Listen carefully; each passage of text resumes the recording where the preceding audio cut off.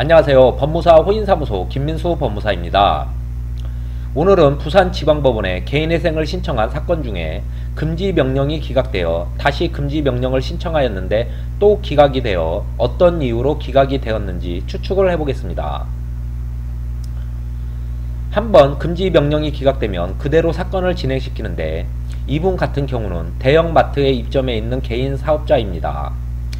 이렇게 되면 신청인이 채권자 목록에 신한카드와 롯데카드가 있는데 신청인이 운영하는 사업장에서 고객이 신한카드와 롯데카드로 물건을 사고 결제하면 카드사에서는 카드 대금을 입금시켜주지 않고 상계 처리를 해버립니다. 이와 같은 이유로 다시 금지명령을 신청하고 금지명령 이유에서 구체적으로 다시 신청하는 이유를 설명했는데 또 기각이 나왔습니다. 부산지방법원은 너무하는 것 같습니다. 금지명령 인용 여부는 너무 주관적이어서 법원이 왜 금지명령을 기각했는지 보도록 하겠습니다. 2분 후 채무 원금은 4,672만 7,262원입니다. 채무 연체 안된 상태에서 개인회생을 신청하였습니다. 최근 채무를 1년으로 계산했을 때 2020년 2월부터 2020년 8월까지 대출받은 금액이 3,281만원이 됩니다. 그럼 총 채무 중 70% 정도가 2020년도 6개월 만에 실행이 되었습니다. 일단 금지명령 기각 사유를 여기서 찾아볼 수 있습니다. 법에 최근 채무가 얼마 이상이면 금지명령을 기각해라 그런 내용은 존재하지 않습니다.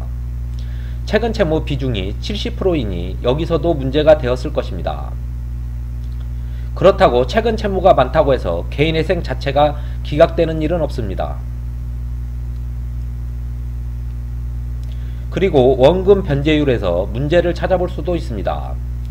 신청 시 2년 10개월을 사업을 영위하고 있었는데 최근 1년 평균 순소득이 110만 6,052원 밖에 되지 않습니다.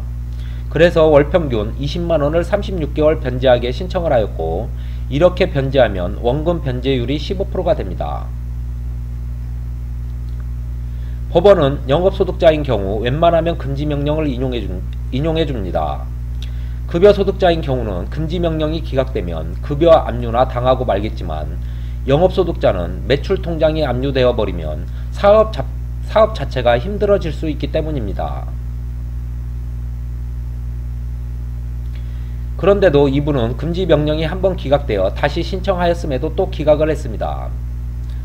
서류를 살펴보면 최근 채무 비중은 70%인데 원금 변제율도 15%밖에 되지 않아 기각시킨 것으로 보입니다. 최근 채무가 많다고 하여도 원금 변제율이 50%가 넘었다면 또 얘기는 달라졌을 것으로 보입니다. 지금까지 법무사 호인사무소 김민수 법무사였습니다. 감사합니다.